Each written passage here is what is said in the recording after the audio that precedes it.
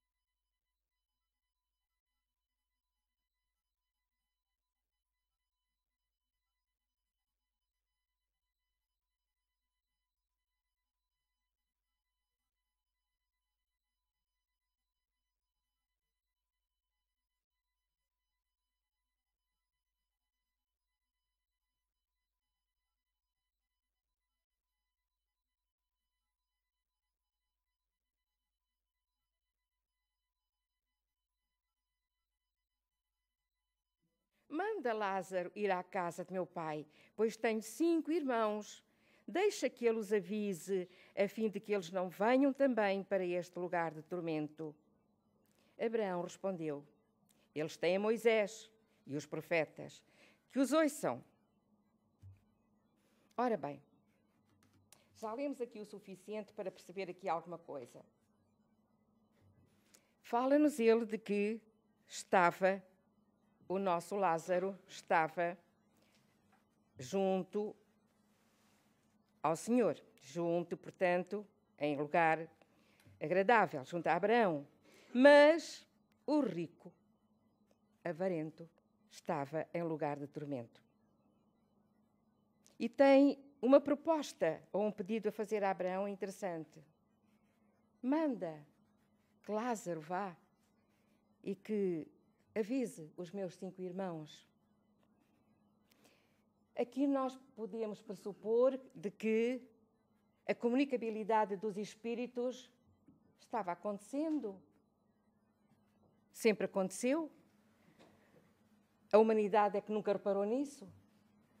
O Evangelho, velho, novo, está cheio de exemplos extraordinários dessa comunicabilidade, dessa informação que vem do mais além, ou daqui, deste lado, ou daqui. Porque o mundo espiritual é onde nós estamos. Nós vivemos no mundo espiritual e não sabemos. Nós somos espíritos eternos e não sabemos. Não nos damos conta disso. Não nos apercebemos que vivemos na terceira dimensão e que ela faz parte do mundo espiritual. Um pouco mais compacta, um pouco mais difícil de nós podermos perceber as coisas súteis do espírito, mas a verdade é que nós vivemos no mundo espiritual. E mais ainda, vivemos no umbral. E não nos damos conta disso também. E o nosso rico estava preocupado com os irmãos. E o anseio dele era que, efetivamente, os irmãos não viessem amanhã a padecer do mesmo tormento que ele estava padecendo. Era um sentimento bonito, de fraternidade, de solidariedade para com os irmãos, para que amanhã não se sentissem na mesma angústia, nos mesmos tormentos de que ele estava padecendo. Mas Abraão, homem sábio, altamente espiritualizado, respondeu: eles têm Moisés e os profetas, que os ouçam. Nós também temos. Não temos Moisés, mas temos os profetas de hoje, que são os médiuns, através dos quais a comunicabilidade dos espíritos se dá com uma facilidade espantosa. Provas irrefutáveis da imortalidade da alma. Exemplos fantásticos, em que só quem assiste às reuniões mediúnicas é que pode perceber o sofrimento inenarrável de alguns espíritos que se apresentam. Porque viveram no mundo como nós estamos vivendo nesta hora e não resolveram os problemas do mundo no mundo. E transitaram para o lado de lá com essa bagagem. É uma bagagem muito difícil de transportar, pesada, densa. Que o que sai de dentro dessa bagagem não é nada bom, nem nada bonito, porque nos aflige, nos inquieta, nos perturba, porque faz parte do contexto das nossas experiências menos boas, da nossa falta de iluminação interior. Não é por falta, naturalmente, de informação que existe a rodos, hoje mais do que nunca. Livros, revistas, programas de televisão, folhetos, jornais, cinema, teatro, canções, tudo nos fala da espiritualidade. E a grande maior parte da população mundial rejeita, repudia essa realidade que vive connosco, que faz parte da nossa vida. Porque nós somos isso, somos espíritos. Somos luz perambulando pelo caminho do mundo, revestidos de um corpo denso e de uma cabeça dura que rejeita a aceitar a realidade da espiritualidade que brilha, que trabalha, que vive, que nos faz movimentar, que nos acicata a procurarmos o sagrado em nós e não fora de nós.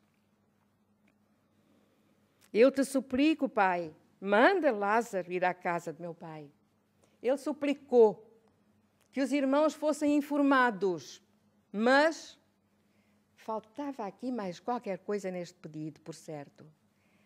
E essa mais qualquer coisa é extraordinariamente importante. Vemos aqui nestes 3 quadros a situação primeira, em que o mendigo, portanto, está à porta de Lázaro, do rico, suplicando comida, enquanto o rico se banqueteia com fartura e com coisas boas, naturalmente. E depois vemos nos outros 2 quadros a morte de Lázaro e sendo levado pelos anjos junto ao profeta Abraão. No quadro inferior, vemos o rico avarento sendo aguardado por um espírito das trevas e conduzido a Hades, àquilo que é chamado o inferno. E é o inferno porquê? Porque uma consciência atormentada, uma consciência pesada, pela falta de uma vivência crística, conduz naturalmente qualquer um de nós a situações de desgaste, de sofrimento, de angústia, de perturbação. Não há alívio, há dor. Uma dor que não tem como ser diluída, senão através do pedido de auxílio e de socorro. Com humildade, reconhecendo o erro e reconhecendo a necessidade de ser socorrido. Cada uma destas personagens foi colocada em situações nada idênticas.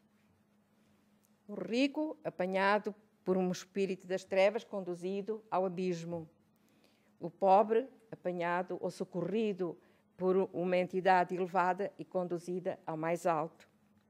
E porquê isto? Porque Lázaro foi levado por um anjo, por um espírito bom, talvez familiar, quem sabe. E o rico sepultado, entre aspas, no inferno. Que inferno é este? Será que existe, conforme algumas igrejas aí fora apregoam e atemorizam os seus crentes, os seus profitentes, com essa situação? Será que existe este inferno? Não viveremos nós, às vezes, aqui situações em que temos esta expressão: parece que estou no inferno. Quando as situações são dolorosas, quando são duras, quando são violentas, quando não nos agradam, vivemos no inferno. O inferno são estados de alma, conforme nós aprendemos no Livro dos Espíritos. E o céu, naturalmente, será também um estado de alma. Quantos de nós já disseram? Eu já disse muitas vezes, encontro-me no céu. Eu, quando venho a Coimbra, eu estou no céu. Rodeada de amigos que me amam, que me estimam, que me tratam como eu não mereço. Eu não mereço. Mas eles são tão generosos que me tratam com todo o carinho, com todo o amor, com toda a dedicação. Um tratamento VIP, imaginem só. Eu que não sou nada VIP, mas eles me tratam assim. Eu fico grata. E por isso eu digo que me sinto no céu quando chego a Coimbra. E quando fico inserida, não só no meio da família espírita, que são todos os meus irmãos, mas a família Lobo, a família Santos, a Leonor, o Fernando, a Tirsa, o Pedro. São minha família espiritual. E isto quer dizer muito. Quer dizer que os nossos laços espirituais se estendem e abarcam outras criaturas que possivelmente fizeram parte já da nossa vida em tempos distantes, em vidas distantes, em épocas distantes, em situações diferentes, mas naturalmente com alguma coisa de comum, porque aquilo que hoje nós temos em comum é o amor ao Cristo, é o trabalhar pela difusão da nobre mensagem de Jesus, o Consolador prometido por Jesus. E isso fez com que se criasse entre nós os laços profundos de respeito, de amizade, de interajuda. E isto é muito bonito e por isso eu digo, estou no céu, quando estou em Coimbra, quando estou aqui nesta casa, quando estou em Sandelgas, eu estou no céu. E muitos de vocês, naturalmente, também estarão no céu, noutras situações, sem ser esta que eu estive a apontar. Céu, inferno, estados de alma.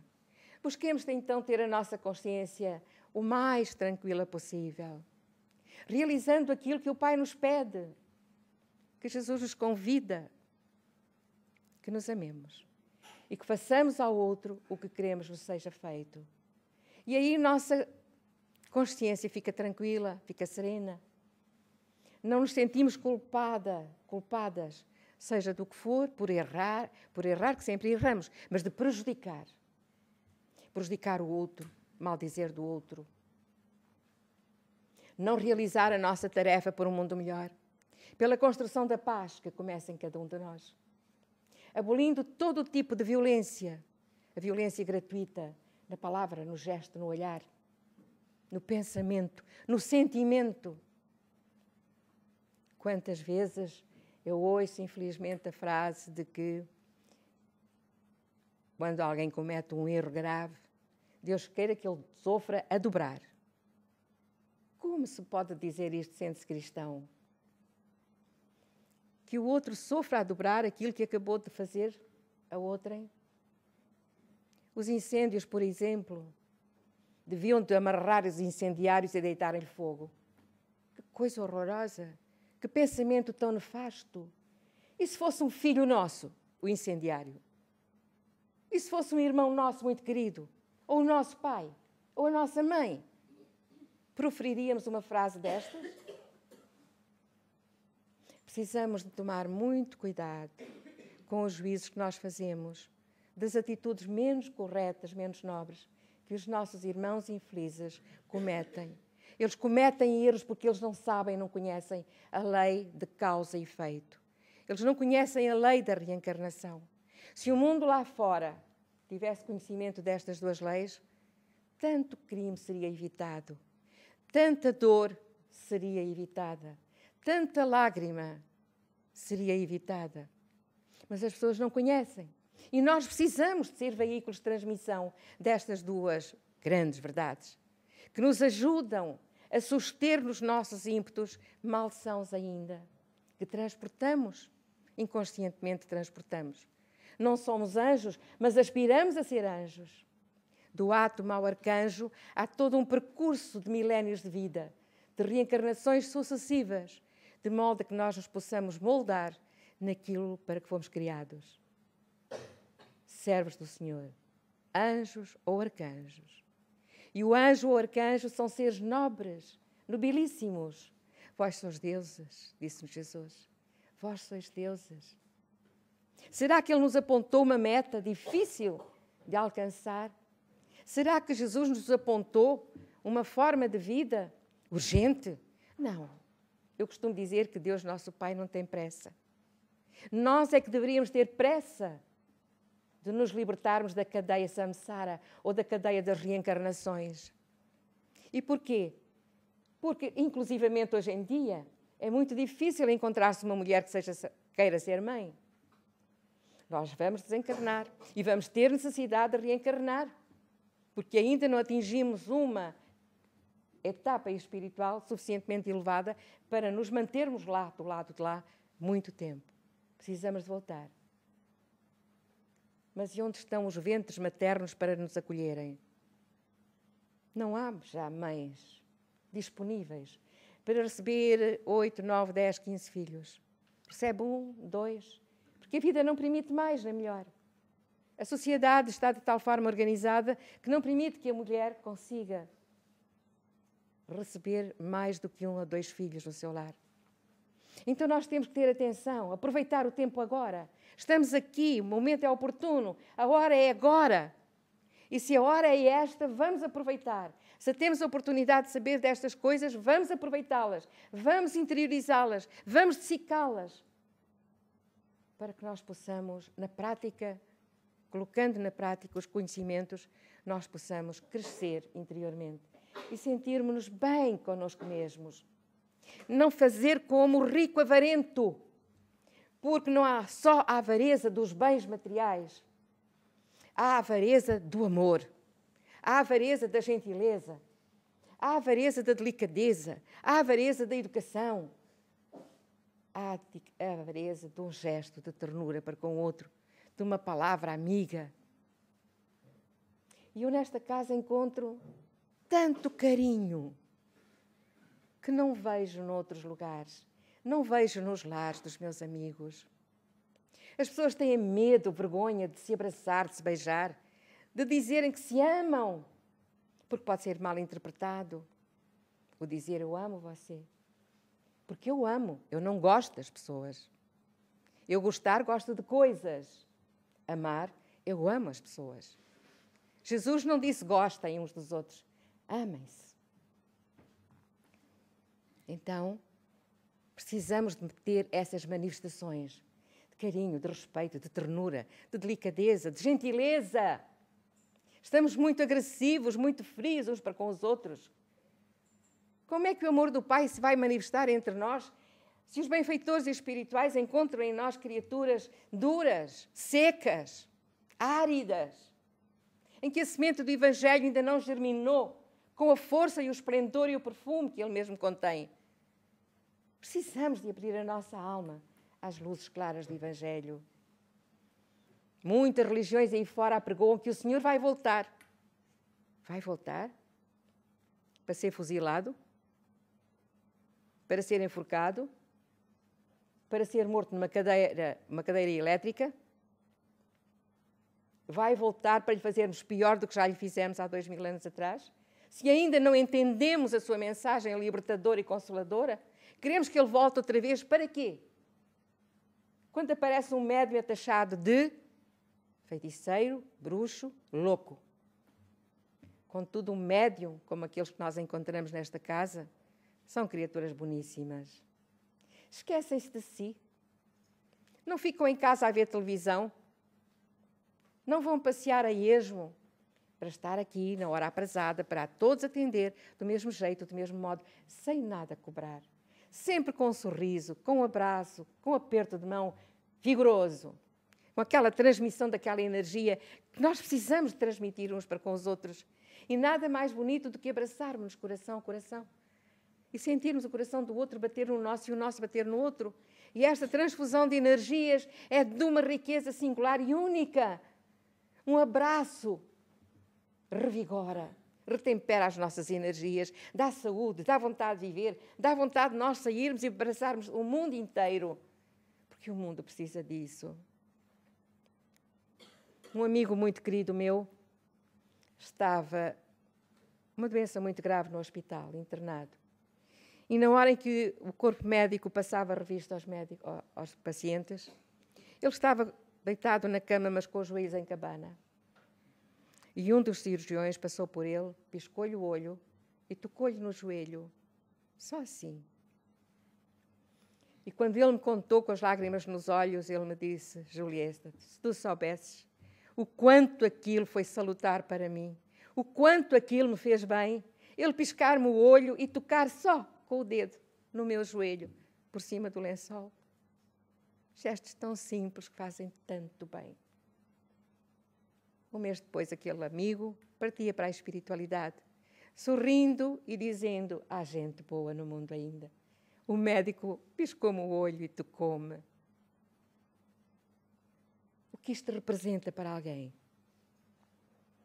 Mas não vamos esperar que alguém esteja hospitalizado e a morrer para lhe dar uma manifestação do nosso carinho, do nosso apreço, de uma palavra de incentivo, de estímulo, para que possa prosseguir a sua jornada sem cansaço, mas com vigor e com vontade de continuar.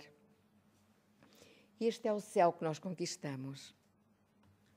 Então o nosso rico, avarento, quando estava nos tormentos,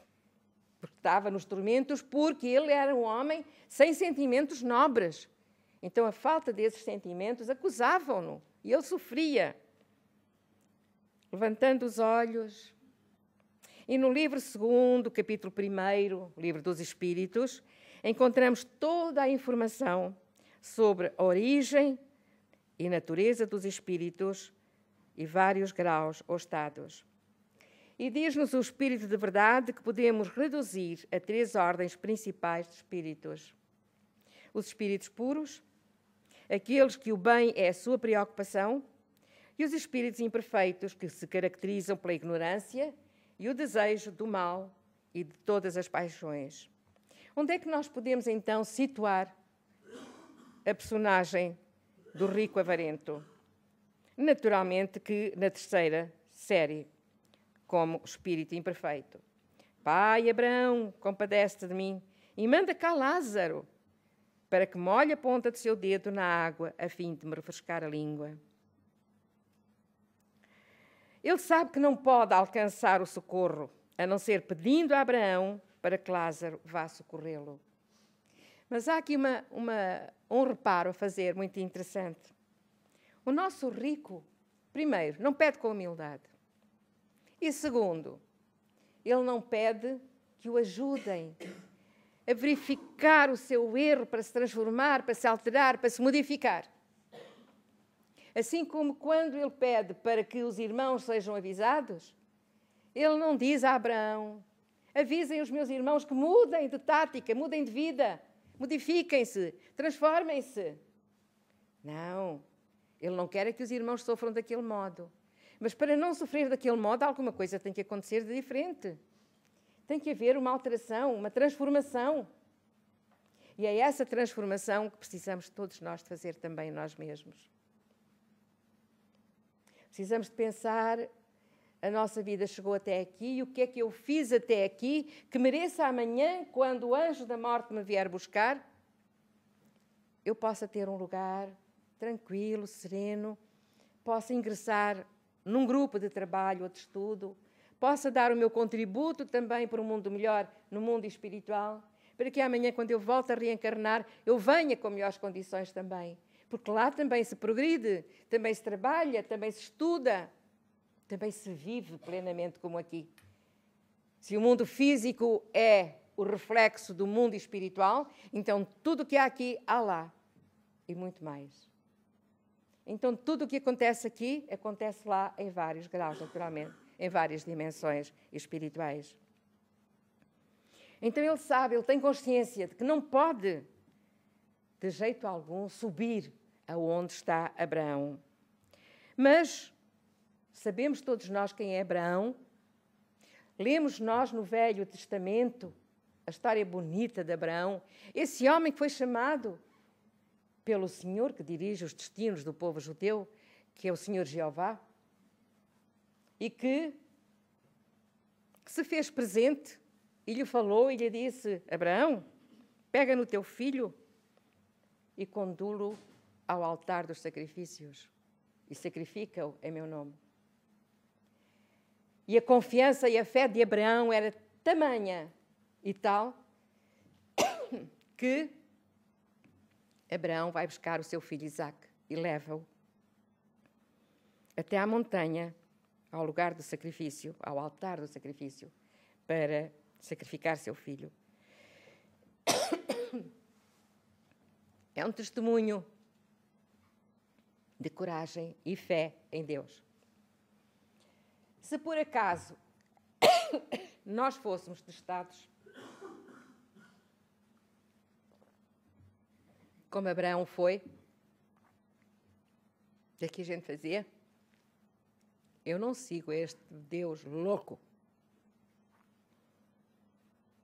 Eu não faço isto. Eu renuncio a este Deus louco que me pede tamanho sacrifício.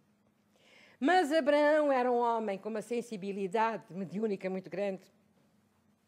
Ele sabia que o Senhor o estava a experimentar e ele apenas devia de dar o primeiro passo e mostrar que confiava, que não tinha medo. E que na hora aprazada o Senhor resolveria a situação. Chama-se fé. Chama-se coragem. E nós, diante dos problemas e das dificuldades da vida, nós duvidamos. Duvidamos de Deus. Não acreditamos no poder e no amor de Deus em nossa vida. E nas nossas necessidades, nas nossas dores, nos nossos anseios, nós pedimos, suplicamos e queremos que tudo aconteça de imediato. Como que se uma varinha de condão viesse, tocasse nos nossos problemas e os dissipasse nas nossas dores e as aliviasse nas nossas feridas e as curasse, nos nossos problemas eles se solucionassem. Não existem varinhas de condão. Existe o poder da fé, a certeza de que nós não estamos sozinhos em situação alguma. Ainda há pouco, uma irmã nossa, com o coração estraçalhado pela dor, pela ausência de um ente querido, dizia que pena, 33 anos, tão jovem, tão linda. Mas tinha o prazo terminado. Todos nós temos prazos. Trazemos um prazo de vida, um tempo de vida, e nós partimos quando o prazo terminou. Crianças morrem todos os dias. Jovens morrem todos os dias. Entretanto, há velhinhos que ficam anos em vida vegetativa numa cama. Então, com o problema do Alzheimer, que é terrível, eles levam anos.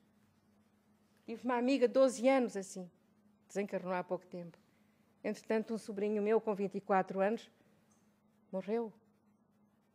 2 irmãos toxicodependentes continuam vivos. Aquele partiu. Porquê? Só Deus sabe. Era a hora. Era a hora daquele. Que era bom, estudante, alegre, vivo, dinâmico. E quando ele foi enterrar, os irmãos só diziam: porque não fomos nós. Não é hora deles ainda. Continuam aí. Como uma cruz viva que a minha irmã transporta aos ombros. E por simpatia, naturalmente, eu também. Então, o nosso Abraão é aquele homem que nos dá um testemunho de fé inabalável, de confiança absoluta, de que Deus não ia abandonar naquela hora em que ele iria, portanto, sacrificar o seu filho à vontade do seu Senhor.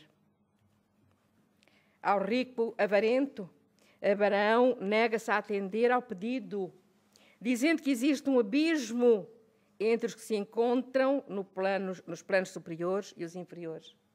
É tão interessante esta informação que vem no Evangelho, nesta parábola que Jesus nos contou e que nos deixou chegar até aos nossos dias pela escrita de Lucas e de Mateus. Vem aqui mostrar o que é que existem planos espirituais em que um não pode interferir no outro. Entre os que estão em baixo não podem ir para cima.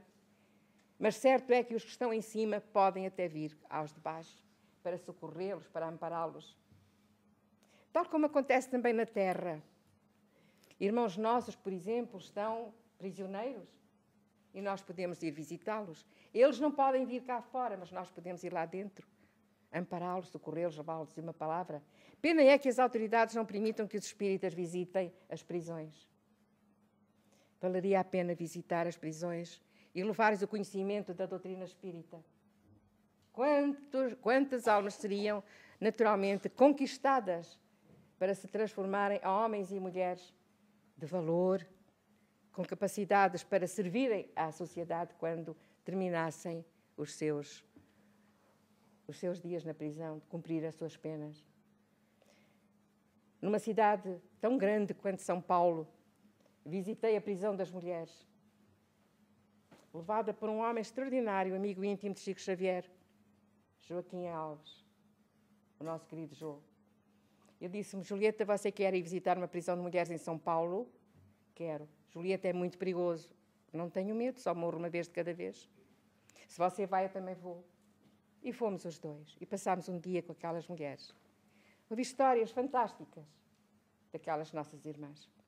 Em Maputo visitei também a prisão das mulheres. Não nos era permitido visitar a prisão dos homens, só a prisão das mulheres. E tive uma recepção lindíssima.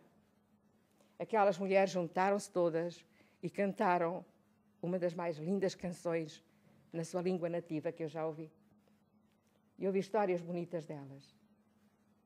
E o grupo das nossas irmãs espíritas em Maputo ajuda-as em suas dificuldades, inclusivamente junto às próprias autoridades, nos tribunais, nos advogados, procurando haver um advogado que as defenda, porque elas são tão pobres como o Jó. É todo um trabalho que merece respeito e que merecia ser feito por nós, se as autoridades nos permitissem. Já um dia tentámos, não nos deram autorização. Só o sacerdote. Até quando? Nós vivemos numa sociedade em que temos limitações para expressarmos a nossa crença, que é toda ela feita de amor, é toda ela feita de compreensão, é toda ela feita de consolação. Então, nesta parábola de Jesus, nós percebemos que existem planos de vida em que uns são mais inferiores do que outros e em que há dificuldade de acesso dos inferiores para os superiores. E diz Abraão, os que querem passar daí para cá não podem, nem os de cá podem passar para aí. Mas nós sabemos, pelas obras de André Luiz, que, efetivamente, o auxílio espiritual desce aos planos inferiores da vida, tal como desce até nós. Se nós estamos vivendo no umbral, não vêm os benfeitores espirituais trazerem-nos mensagens de consolo, de esperança, de ânimo, de conforto. Não vêm os filhos queridos visitar as mães que ficam. Não vem a mãe ou o pai visitar o filho que ficou. Vem sim, mas aqui a parábola não nos fala disso ainda. Mais tarde, mais de 2000 anos depois, vem André Luiz e traz-nos essa consoladora certeza, informação.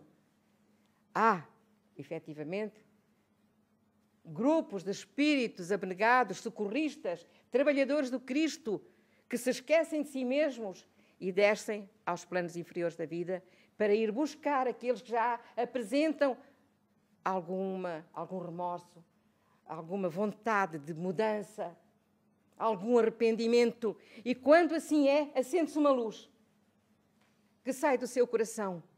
O desejo de mudança, o desejo de se arrepender. Querem mudar. E quando isso é autêntico, o benfeitor espiritual vem com um grupo e vem buscar. E é tão consolador nós sabermos disto. Há uma história lindíssima num dos livros do nosso Chico Xavier, psicografado pelo Chico e ditado pelo irmão X, Contos deste e do Outro Mundo, em que um grupo de espíritos benfeitores desce aos planos inferiores, ao umbral inferior.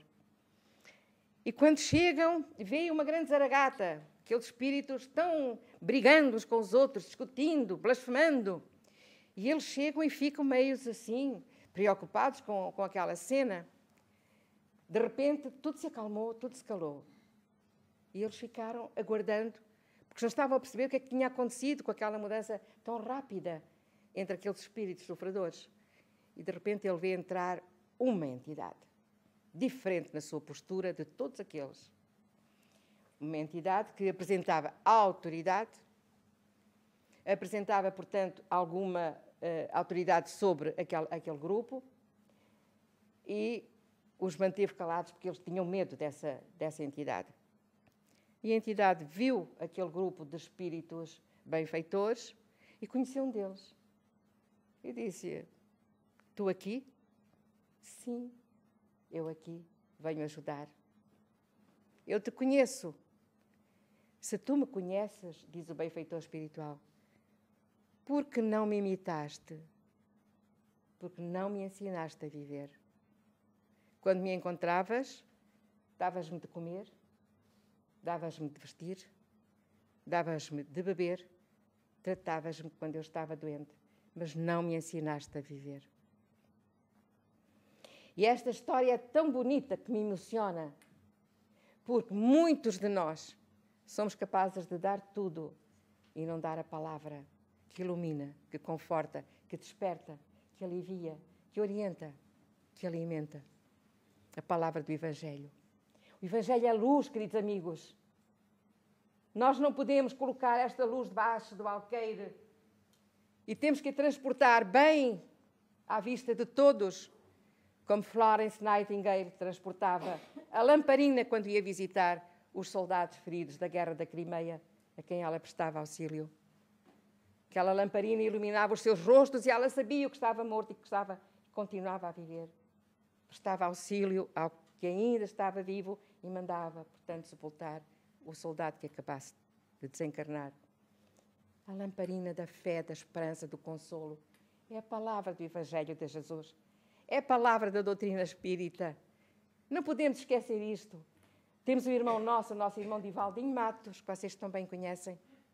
Ele um dia, que eu estive várias vezes já na casa dele, nossa irmã Leonor também, e tivemos a ocasião de ver a obra fantástica daquele homem. Um grupo, são 3 elementos que fundaram aquela casa. E eu um dia disse-lhe a ele: Divaldinho, como é que é isto? Sopa para 1000 pessoas, 550 crianças. Como é? E vocês falam de Evangelho. Diz ele, Julieta, sopa todo mundo dá. Sopa com o Evangelho de Jesus, só nós. E no recanto do Chico, lá debaixo das mangueiras, ao sábado, às 10h30 da manhã, uma multidão enorme se junta para ouvir falar de Evangelho, para orar e depois ir comer a sopa. É que nós alimentamos o corpo e esquecemos da nossa alma. A nossa alma precisa de alimento também. Senão ela enfraquece, fica magrinha, mirrada, sem força. E o corpo vai fenecendo também. Vai perdendo energia, vigor, vontade de viver, vontade de trabalhar para um mundo melhor. Então, o nosso André Luís diz-nos, sim senhora, que há grupos de irmãos socorristas que descem aos planos inferiores para irem buscar os que já demonstram arrependimento. Não é possível o socorro enquanto não houver o tal arrependimento que estamos falando.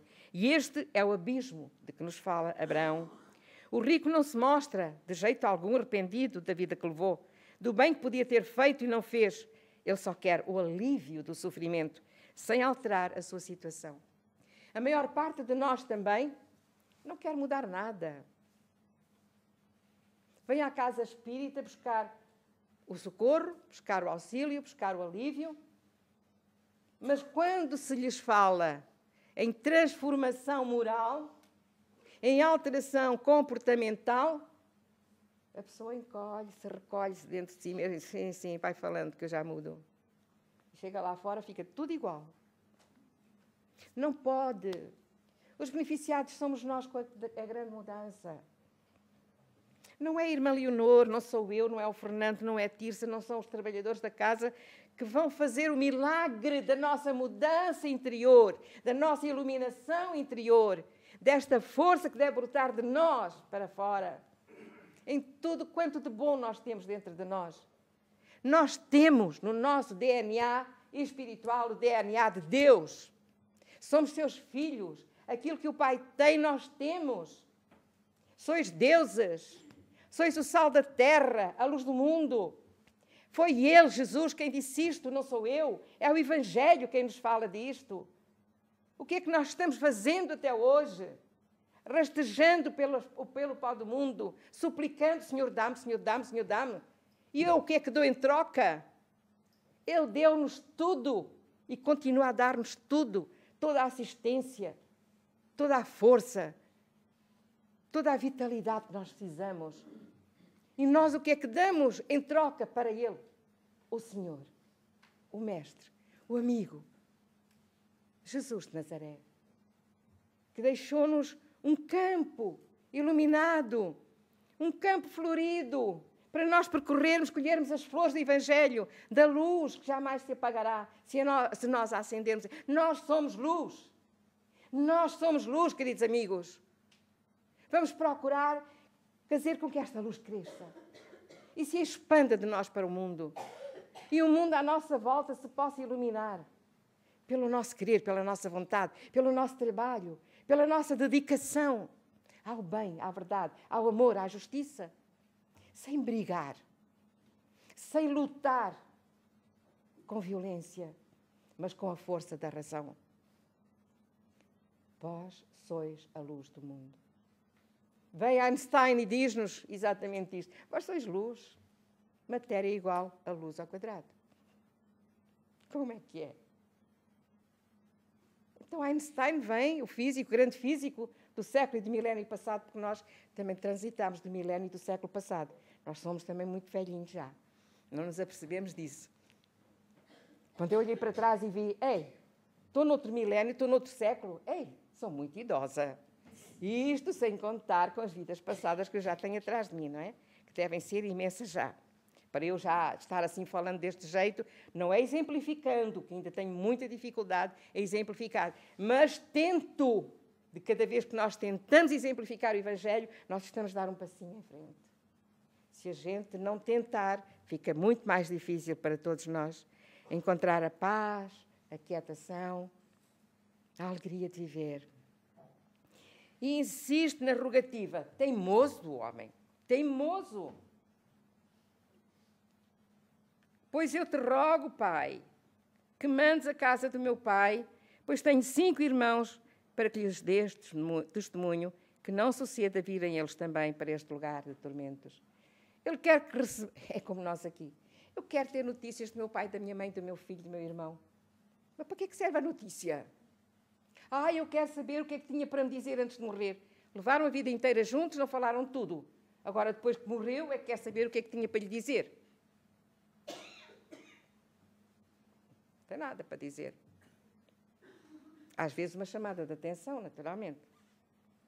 E vir cá só para dizer o que não disse antes, não vale a pena vir, gastar tempo, ocupar espaço, oportunidade perdida, naturalmente, até para a família, porque depois...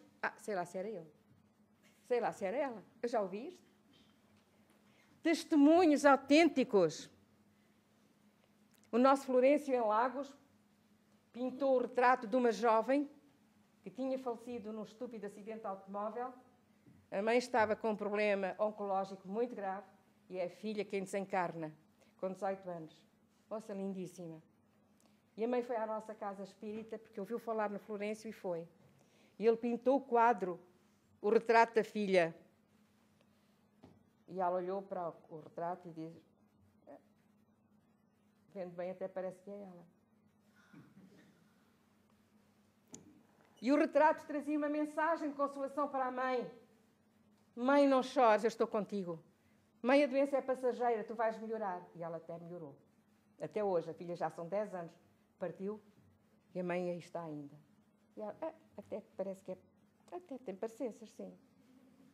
E nunca mais voltou à casa espírita. O que é a gente quer? Queremos o quê? Chegar ao lado de lá, nós vazias, bolsos vazios, sem nada que nos valha, em que a gente se possa agarrar para continuar a subir nos planos espirituais que nos aguardam, que são tão lindos. Então, o que é que nós precisamos e o que é que este homem rico, avarento, precisava de pedir a Abraão? Manda sim avisar os meus irmãos para que mudem de vida, para que não façam aquilo que eu fiz. Mas não, ele não pede isso. Abraão nega e responde, eles têm lá Moisés e os profetas. E Moisés foi um grande profeta que recebeu o primeiro grande código moral que até hoje serve para todas as sociedades do mundo. E Deus sempre enviou à terra gente boa, de forma que suas vidas fossem exemplos a seguir e a humanidade possa evoluir seguindo-os. Em todos os tempos, em todas as sociedades, houve seres extraordinários que vieram trazer mensagens de quê? De crescimento espiritual para a humanidade. Apontar o caminho. Na China, no Irão, no Tibete, na Índia, na Europa, no Egito, na Grécia. Homens e mulheres trouxeram até nós exemplos vivos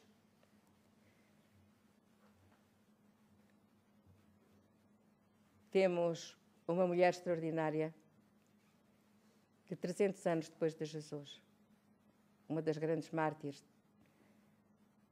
do cristianismo, Hipátia de Alexandria, uma mulher fora do comum,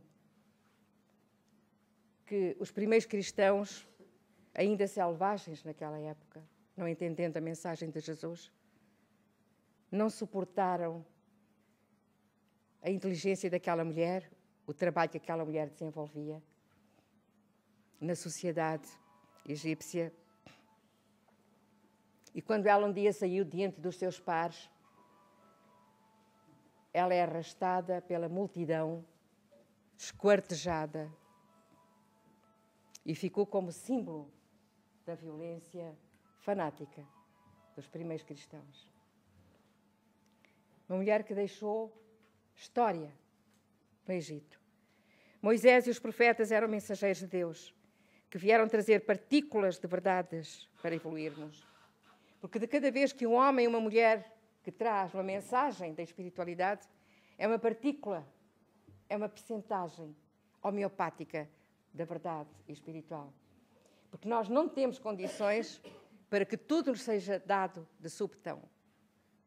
As coisas espirituais são-nos dadas homeopaticamente. Moisés não disse nada sobre o mundo espiritual. Recebeu o seu código. Jesus veio, não nos falou nada sobre o mundo espiritual. Não disse como era lá, como a vida se processava lá. Não falou nada sobre isso. Na casa do meu pai há muitas moradas, eu me vou para vos preparar o lugar, e ficou por aí. Veio o Sr. Allan Kardec, idem. Acrescentou só a comunicabilidade dos espíritos, a pluralidade dos mundos habitados, a lei de causa e efeito, a lei da reencarnação. Mas como é a vida no mundo espiritual? Também não disse. E porquê que eles não disseram? Porquê que o Espírito da Verdade não disse ao Sr. Allan Kardec? Com tanta informação preciosíssima. Porque nós não tínhamos condições mentais e morais para receber mais informação do que aquela que ele nos deu. Tínhamos que crescer um bocadinho mais para perceber. Éramos ainda crianças que estávamos no infantário e eles não podiam dar mais informação porque a criança não tinha condição para entender. E vem depois André Luiz e abre um pouco o conhecimento. Ainda não disse tudo. Há muita coisa para dizer ainda. Muita coisa que já começa a ser dita e que nós ainda não estamos a entender. Custa a perceber. Porque sai fora dos parâmetros daquilo que estamos habituados a acreditar, a saber, a ouvir, a escutar e a entender. Mas que é verdade que as coisas vão aí acontecer e que nós vamos ter grandes surpresas com coisas muito lindas que vão acontecer. E essa gente que está chegando, essas criancinhas que estão agora aí, reencarnando, vão trazer novidades fantásticas para todos nós. Vão nos ajudar a crescer rapidamente. Eles já estão. Os que já estão aí, já estão falando e já estão dizendo alguma coisa. Então, estas partículas de verdade que nós fomos recebendo e que continuamos a receber, e no eterno vamos continuar a receber, porque a verdade absoluta pertence a Deus, nós temos que nos ir aparelhando com toda a nossa boa vontade, com todo o nosso entendimento para perceber o que está chegando mais de informação, para além daquilo que a doutrina espírita e André Luiz nos trouxe e os outros complementares também. As outras obras complementares. Mas o rico insiste, não, pai Abraão, se for a eles, algum dos mortos, hão de arrepender-se. Se for a eles, alguns mortos. E ainda há irmãos nossos que dizem que os mortos não se comunicam. Olha lá aqui, nesta parábola. Se for a eles, algum dos mortos, hão de arrepender-se. Os 5 irmãos do lado do nosso homem rico. O reino dos céus está dentro de vós. O homem que se perverteu e não se modifica antes do desencarne, continua pervertido depois da morte, pois a morte não altera a sua situação. Eu altero-me quando venho do Algarve para Coimbra. Não me altero nada. Altero só na maneira de vestir, porque lá é mais calor e aqui é mais frio. De resto, sou a mesma pessoa, o mesmo jeito de ser, de estar, o mesmo tipo de alimentação, de conversa, o mesmo trabalho, sou a mesma pessoa. Quando eu desencarnar, vai ser a mesma coisa. Eu estarei do lado de lá com a mesma atividade que tenho agora aqui. Trabalhar, trabalhar, trabalhar pelo bem comum. Porque é esse o propósito do nosso crescimento espiritual. Eu só crescerei, nós só cresceremos trabalhando pelo bem comum. Porque o bem que eu faço ao outro é o bem que eu estou fazendo a mim mesma. Quando eu ajudo o meu semelhante, eu estou me ajudando a mim. Eu estou semeando. E quando na hora aprazada eu tiver alguma dificuldade, a dificuldade vai ser sanada por mãos amigas, que eu nem sei de onde elas vêm, mas elas vêm e ajudam. Agora, a gente quer colher sem semear, Eu não sei como é que isso é possível, mas há quem acredite que pode colher sem semear. Temos que semear.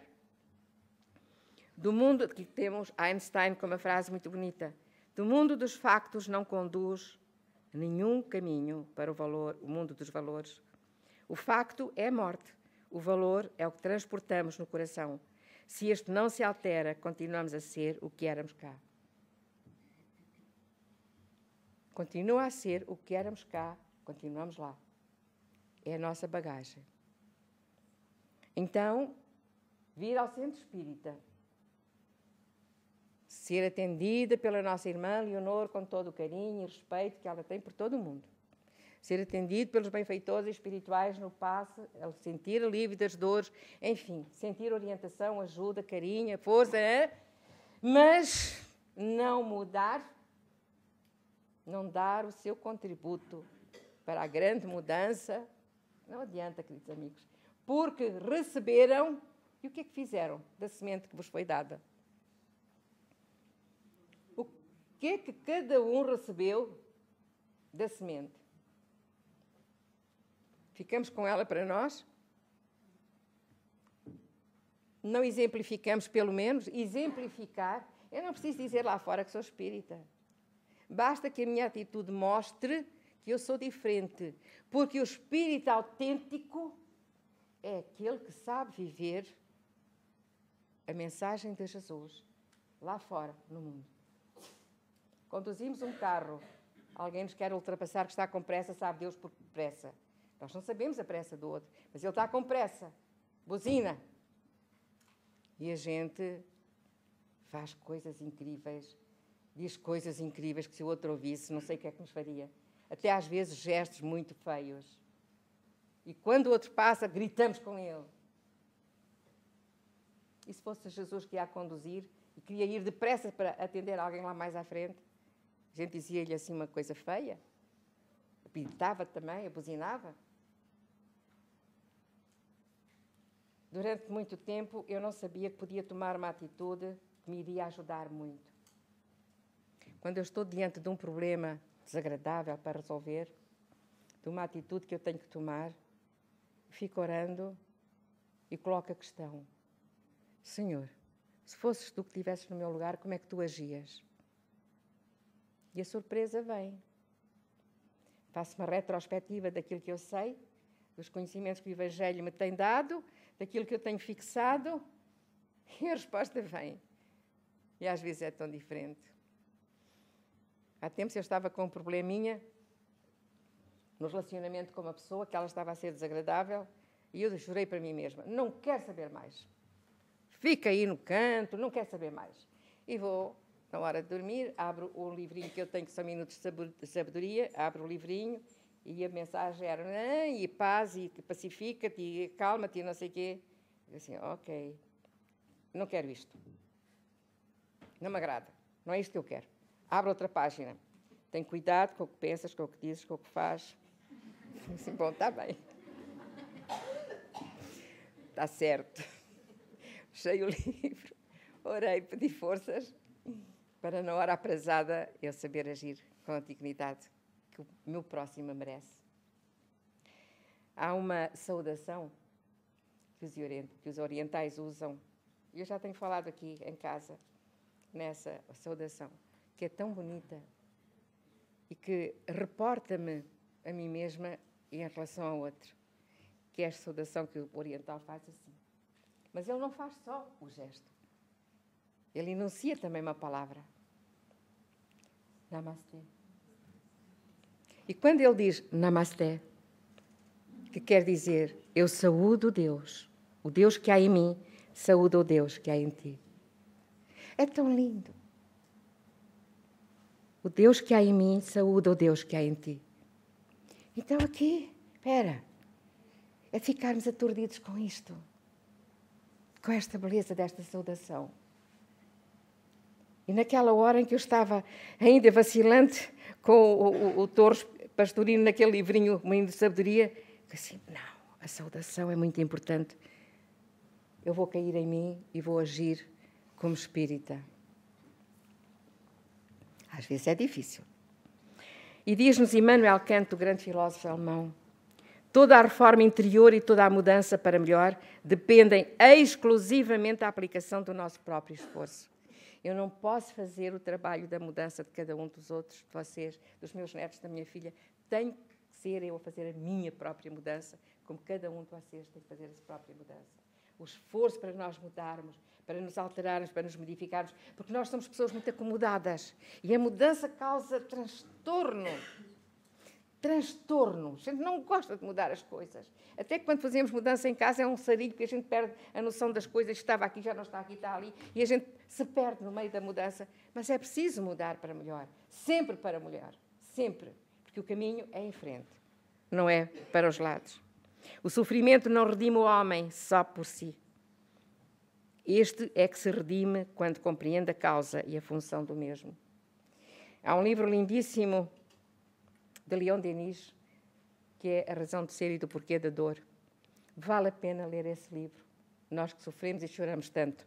Vale a pena para compreendermos a função da dor em nossa existência.